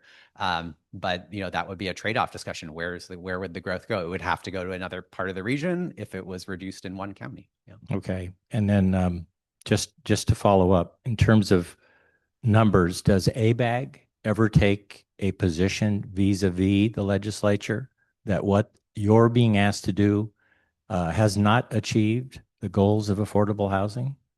We take positions on, we bring forward position recommendations to the ABAG executive board on select bills. The bills that I referred to, the changes in law that have passed, many of those are in place now. So we still have to see how they play out. Okay.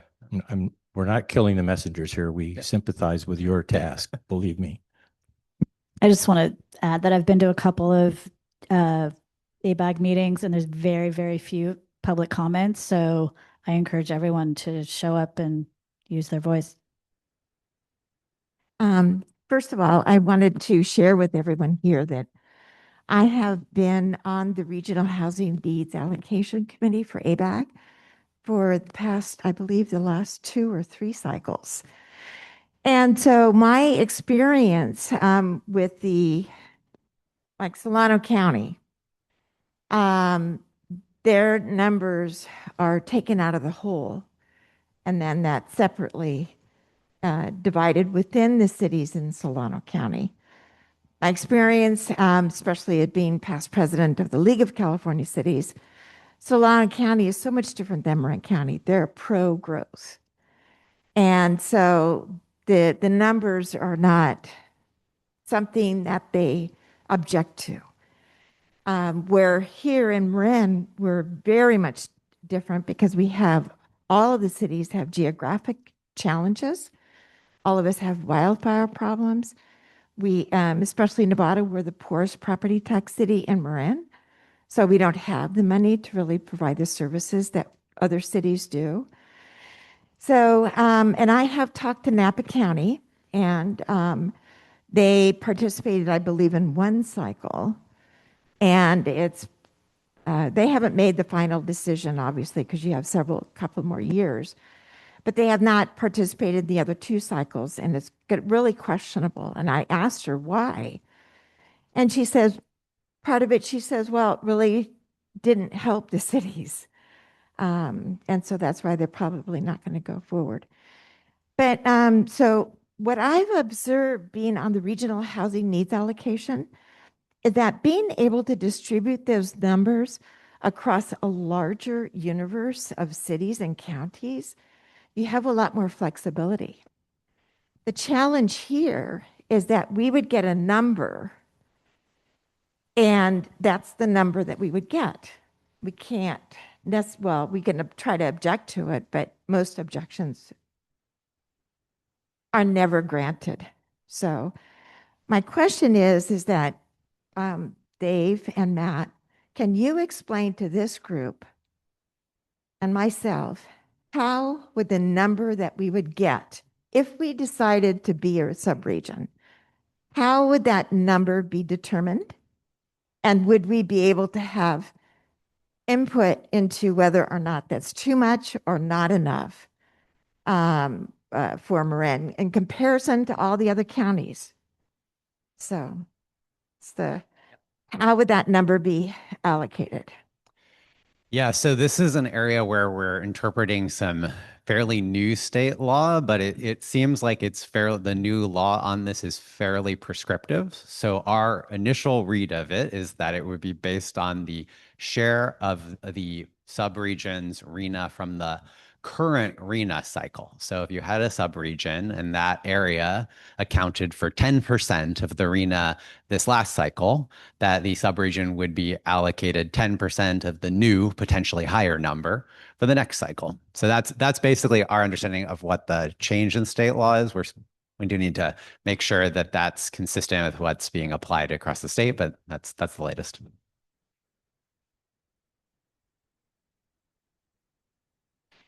Yes, because the total amount assigned to the Bay Area was also greater. So ABAG's role is just that percentage. That's all we do is the percentage for the subregion multiplied by the RHND, which could be higher.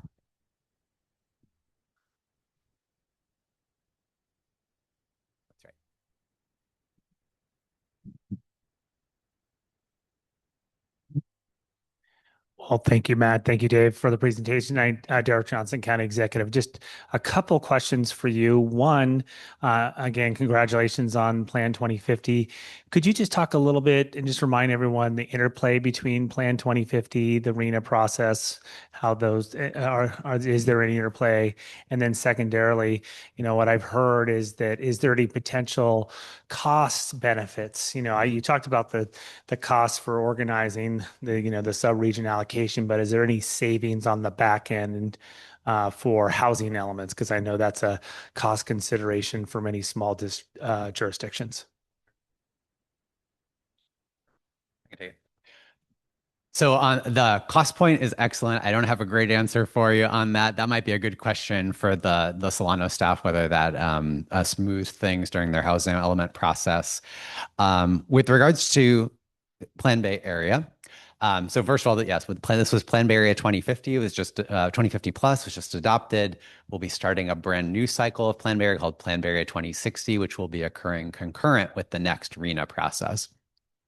I want to differentiate two aspects of how these things intersect. So both the long range plan has a regional growth forecast, which is totally independent from the regional housing need determination. It does not inform the regional housing need determination. That big number is calculated using the Department of Finance data, along with another suite of data sets, right, that increase the need further. Where Plan Bay Area and RENA can intersect is with regards to the growth pattern. So in past cycles, the methodology committee for ABAG decided to use the Plan Bay Area growth pattern, like the percentage of where growth occurs in the region, as a starting point for RENA and apply a series of other modifiers into the calculation. That is a choice. There needs to be some connection between the processes. It needs to be kind of informed by the long range plan, but the way that it's connected is up to the Housing Methodology Committee during its deliberations. So that could evolve this next cycle. Just one thing on the costs that I can think of is that I know that there are resources up here in the county on working with like a county housing collaborative. That's been something that I think ABAC has helped with over the past several years. I mean, you can think about it in terms of an 8-year cycle, kind of from RENA to the completion in the housing element.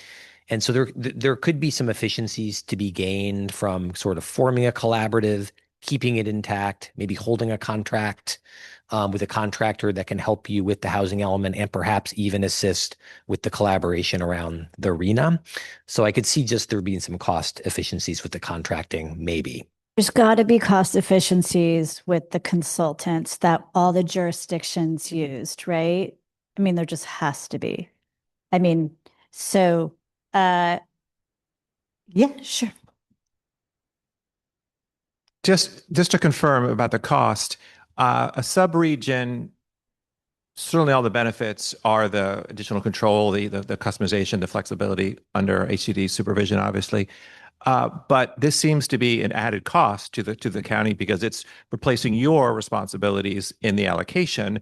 We're taking that, but we still have the same broader housing element cost and responsibilities, city and town by town. Correct? That's correct. And in the last cycle, I should clarify, I don't know if we mentioned it, ABAG and MTC through money that we had money from the state called the Regional Early Action Planning Grant Program, or REAP, that HCD ran. They ran 2 cycles of this program, and it was great to have because the money came out right at the start of cycle 6, and we were able to use those funds to support jurisdictions with their housing elements, and we actually made some of that available to I assume to Solano County. I'm not sure. That might have been $200,000. We were able to make some money available to help subregions hire consultants. We could go down that path again, but we would need that funding from the state to rematerialize. Right now, that funding has ended, and we're hoping it reappears. So that's something we're advocating for. It's more of that state funding.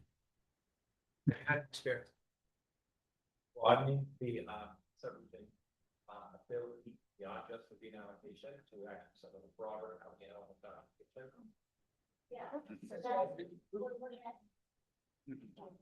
We'll let the next speaker speak to that. Okay, just really quickly. I wanted everybody to know Sarah with the County of Marin made the comment. And I don't know if you heard it or not. I want to make sure that you did. This last RENA cycle, which was done on a region, Bay Area wide for Marin County, we got 3% of the total. 3% of the total. Okay, which is huge for us. Close your ears to not get as many, a higher percentage of housing units. Right, exactly. And that's right, but it's a lot lower percentage than a lot of other counties got too. So anyway, so Sarah, did you want to say a few words about? Okay, no, I just wanted her to say a few. She's going to present, so do you want to just wait for your presentation? Okay. This was really helpful. Step one in understanding all of this. Really appreciate your time and energy and being here. And thank you. And now we have a presentation from Sarah and Jillian. I know there's been a lot of collaboration that maybe some of us are not even aware of, a lot of work that the county's done in prior cycles that the jurisdictions have benefited from. So I'm looking forward to hearing what more you have to say on that. Great, thank you. We've been introduced a couple times now, but my name's Sarah Jones. I'm the director of the Community Development Agency for Marin County, and we wear two hats sometimes, especially in the conversations about housing in the county. Of course, unincorporated Marin County is one of the municipal jurisdictions of Marin. We have our own land use authority. We do our own housing element. And also we serve to be a convener and support the collaboration across the county among the jurisdictions. And Jillian Zeiger is the person on our team, a principal planner in our housing division, who really does that work. She is actually funded to be the staff lead for the housing working group, which she'll talk to you about a little bit more. But what we're here today, so how many people want to save money? How many people want to force multiply their awesome planners? So we're really going to pick up on the concept behind what we just heard about, which is the sub-regional, and broaden it a little bit to talk about some of the possibilities of collaborating and connecting on our housing elements and on our housing work. As we all know, we have a lot of cities in a relatively small population county. We are all very much tied to one another, sometimes tangled in with one another physically. And what happens in one city or in the unincorporated county really affects others. And of course, we have gone through this process of all thinking about the same topic that is both a countywide and beyond topic, but also a very hyper-local one as well. And so Jillian is going to cover some of the history and some of our experience with collaboration. And then we'll talk about sort of possibilities for how to set ourselves up to collaborate more in the future. Thanks, Sarah. You can go to the next slide. So the housing working group was formed in 2018. My deputy director, who is here, Lily Thomas, and I started attending the planning director lunches that occurred on a monthly basis. And we found that the topic of housing came up quite a bit. And as you may know, very few jurisdictions have housing staff. So we started the housing working group first as a way to support each other through implementing state law, but it has morphed into a collaborative where we share projects and policies and we work together on implementation during the housing element. It was a lot of group therapy. And I manage the housing working group and I'm supported by our deputy director and consultants. Next slide. So the cities and towns have been collaborating for years, even before the housing working group. One of the earlier partnership projects was a housing element workbook in 2009, yes, that several jurisdictions used for their fifth cycle housing element. And newer housing working group projects evolved out of funding mechanisms from the state, but also the MTC ABAG funding that Matt and Dave were talking about, the regional early action planning grants, including the ones listed here, such as the ADU Center, our objective design and development standards work, and then an inclusionary and commercial linkage fee. And with these projects, there was a lot of knowledge sharing and cost savings. Next slide. Yeah. I just be bold and mighty forces come to your aid. Big statement. Thank you, Sarah. Yeah. You can go to the next slide. So the housing working group used regional grant dollars, so REAP dollars, to collaborate on the sixth cycle housing element. And as we all know, the sixth cycle housing element was very involved. The RENA numbers were much higher, and there were a lot of other requirements that were much more involved than in previous cycles. The cities and towns in the county received funding from ABAG, and we worked together during the housing element planning period. So there were translation services, site visualizations. There was a whole new thing called affirmatively furthering fair housing that we worked on together. So the example of that is all of the cities and towns collaborated and did one affirmatively furthering fair housing chapter in our housing element. We each had one that was customized by a consultant. And what I heard from staff is that HCD had very few comments on that chapter because we worked together. It was polished. It was done at an expert level.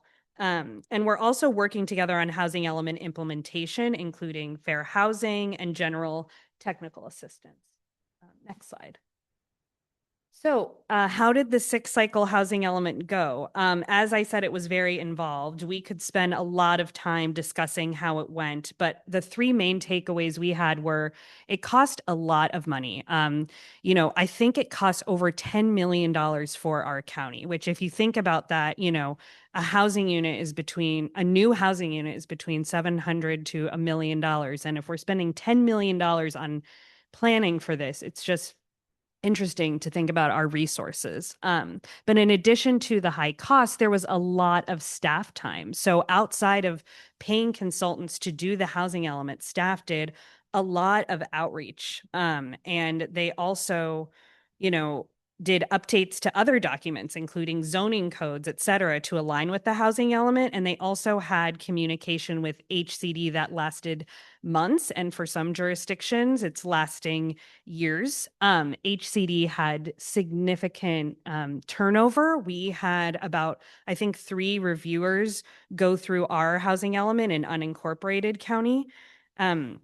And it just requires a lot of time and energy from staff, and knowing your jurisdictions and the planning staff and all the different ways they're being pulled. I think it's really important that, we think about just how much time, money, and just communication with HCD we had in the last process and how we could improve that in the next time around. Next slide. So at the last housing working group meeting, or a couple, we we solicited feedback from staff, so planning directors and planning staff who attend those meetings. And generally, there was support, really strong support for ongoing partnership. We received some really good feedback and ideas from them about how we could work together in the future. And I heard some of those ideas tonight as well. Interested in a shared housing element document or shared analysis. Maybe the county has one HCD reviewer who has an understanding of the full Marin County and the issues that we have. And just there was just affirmation from the group on our existing collaboration and how it reduces the impact on staff, but it also builds their capacity, and it's something they want to build on in the future. And this was an initial conversation, and we're happy to update you if you'd like the housing working group to talk about it again. And I'm going to let Sarah talk a little bit more about ideas for the next cycle. Thanks so much, Jillian. So we want to, before we talk about sort of the full spectrum of ways that we could collaborate, just want to spend a little bit of time giving a lens on what we just heard about from Matt and Dave, which I thought was very interesting and great questions from everybody. So, just to reiterate some of the concepts that we talked about, it was really kind of bringing in more of a regional perspective, carrying forward some of the goals that all of our cities have and the county have around what we're trying to achieve with housing. The sub-regional possibly can give a stronger mechanism for us to bring some of those considerations into how the housing units get allocated across the jurisdictions. Kind of opening up the door for how we cost share in this. The single HCD review process, we were kind of working on the assumption that the process we would go through with HCD to define that allocation would then carry forward into the housing elements as well. Kind of building on that success of collaboration and expanding the spirit of it and the use of it. I thought it was really interesting. I think it was Dave who got a little bit into San Mateo County, how even when they decided not to do a sub-regional, that concept of collaboration still holds really strongly. And then, being able to bring a more countywide lens, not just to some of the physical environmental considerations, but also to the notion of affirmatively furthering fair housing, which is possibly more of a future topic because it's a complicated one. But what it basically means is that the state through HCD is very much committed to making sure that there is housing developed in the high resource areas where people of all income levels will be able to take advantage of good schools, good services, employment opportunities. And that concept of affirmatively furthering fair housing would be one that we should be certain will be carried forward in the next RHNA and would be part of our would need to be part of our methodology if we did a sub-regional.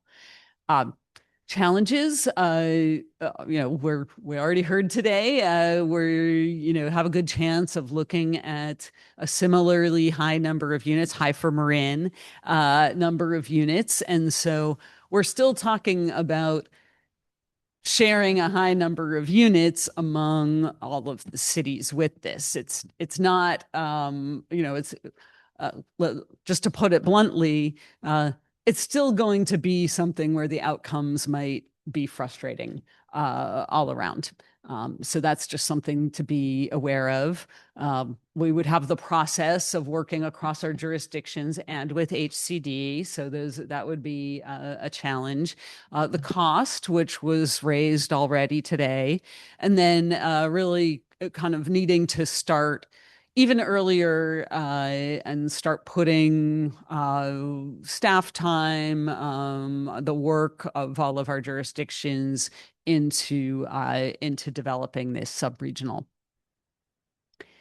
So we really wanted to kind of open up this thinking, though, to the full spectrum of what our collaboration can look like. We have the kind of work that we do now of just really on a pretty informal basis, but something that I think all of our jurisdictions have come to rely on a lot, at least at the staff level, just sharing our housing work. Also, kind of moving on to the next level of that, really sharing components of our housing elements that as we go forward, and this doesn't have to be something that is formally approved by HCD in the same kind of way as a sub-regional, but really kind of leveraging and marshaling our resources together around actual components of what's in our housing elements. As it's happened, we have a lot of shared components across housing elements. Many of the policies and programs show up in most or even all of the Marin jurisdictions' housing elements, and that has led to an ability to implement those programs together. I would say a lot of the ADU pieces would be some, as well as some of the protection and preservation work. We could share the work that's done for the environmental review for housing elements, at least in the baseline studies. That makes a lot of sense because we're really talking about the same environment, very much shared already across jurisdictions in this county. Then, a next level of it is really looking at the concept of more formally and officially sharing the RENA across jurisdictions. So not allocating it as a shared process, but having our own agreements and understandings about how we would share RENA credit over time. And that if that's something people are interested in hearing about tonight, I think Lily has a strong view of what the opportunities are there. That particularly comes up when you're talking about projects that are right on the borders of different cities or of the city and the county. We are seeing some of our projects like that, where we should really be thinking about how the credit for that housing should or could be shared across the cities and the county. And then finally, of course, what we talked about already a bunch tonight, which is a sub-regional allocation. That's kind of the highest level of collaboration we could get, but there's really a range of it. So our thinking, what we're really hoping to start planting the seeds about tonight is the idea of sort of thinking about what the shape of our collaboration ought to look like as we go into the next housing element cycle, into cycle 7. And our suggestion is that this group, I know subcommittees are a hot topic tonight, but our suggestion is that this group does think about forming an exploratory subcommittee about kind of bringing forward some recommendations for how we might want to proceed in a collaborative way.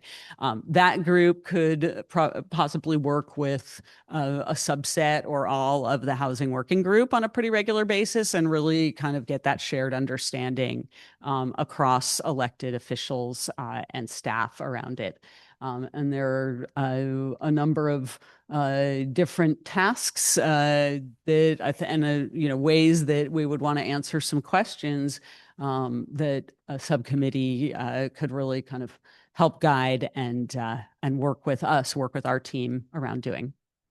So that's what we've covered. I think, specific questions, and then we thought it might be that people want to have a discussion that bring Dave and Matt back too. I have a question, and I don't know, could you bring up the second to last slide? So some of the collaboration of the past and the support that the county has offered for the affirmatively furthering fair housing and even the ADU, was that Are those the jurisdictions that opt into that, if you will, is that all pretty informal, or is there a formal relationship? Any costs that we should be thinking about?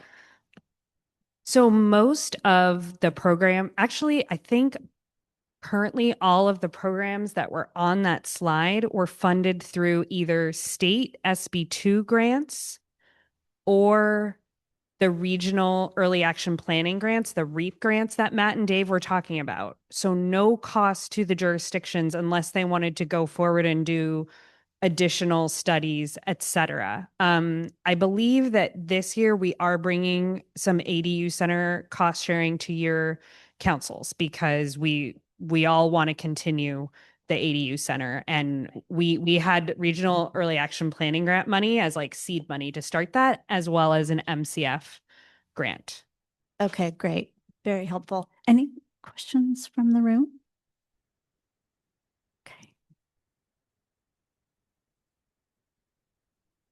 Thank you. Frank Yeager here from Fairfax.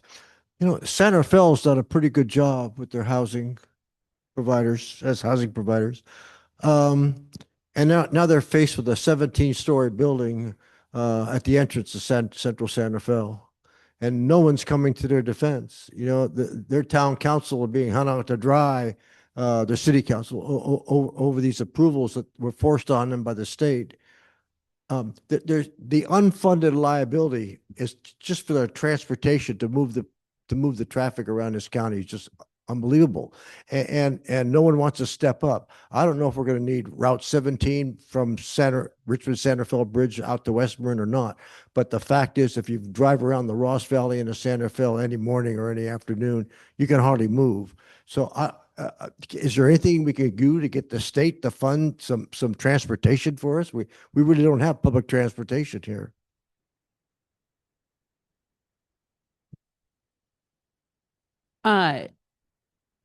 Well, I think that obviously you are talking about a very big issue in terms of the state of our infrastructure and our readiness to accommodate more housing in this county.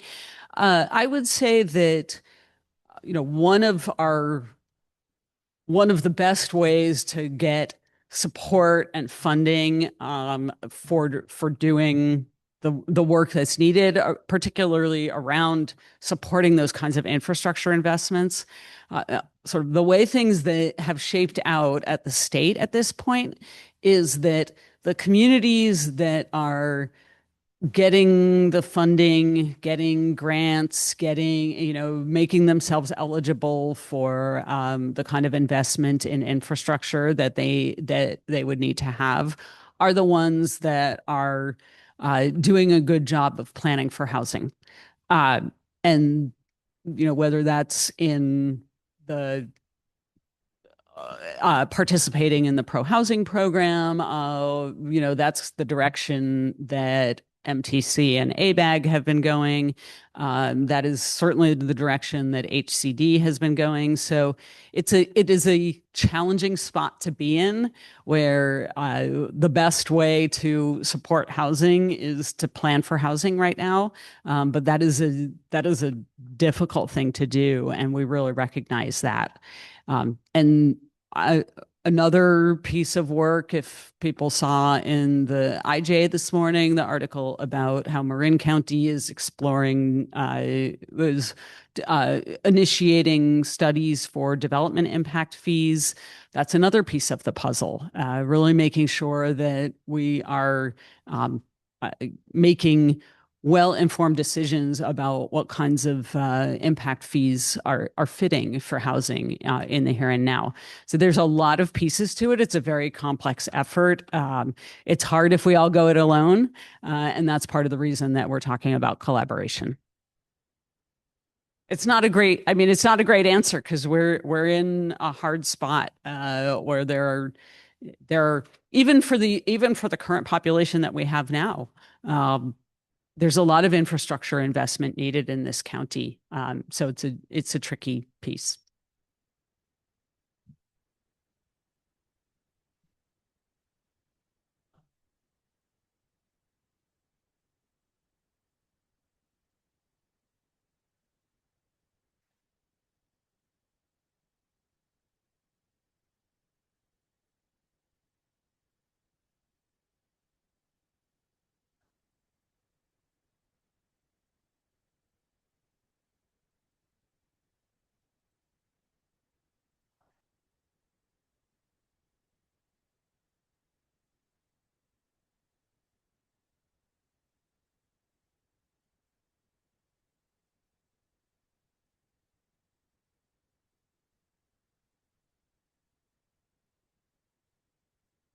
Well, now it's on.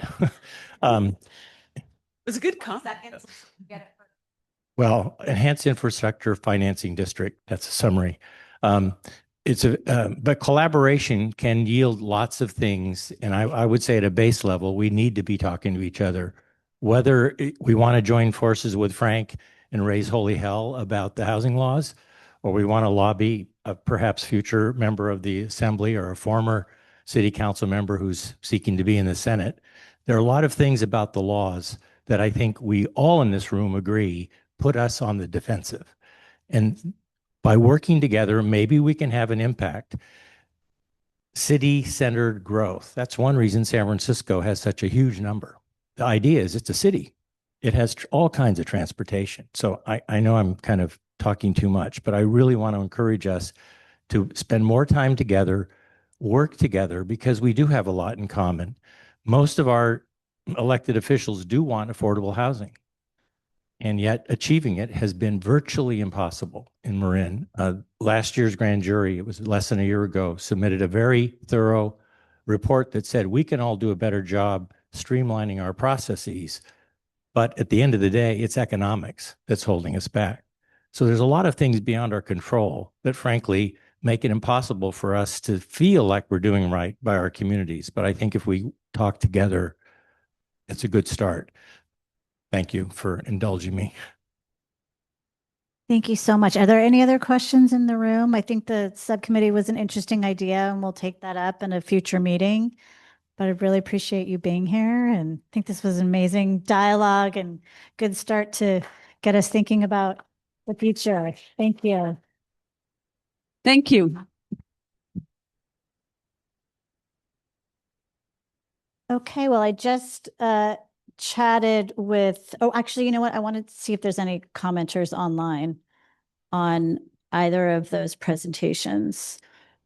I'm not seeing any raised hands from online attendees, but I'll keep an eye on it for a sec and see. And So not seeing any raised hands. I chatted with Derek, and given the time, we've had so much good conversation about the last presentations. We're going to continue the update from the executive, and thank you for your graciousness, but people are starting to leave and it's nearing bedtime. So Derek, we invite you back. We'll work with your calendar, and thank you for your grace in that.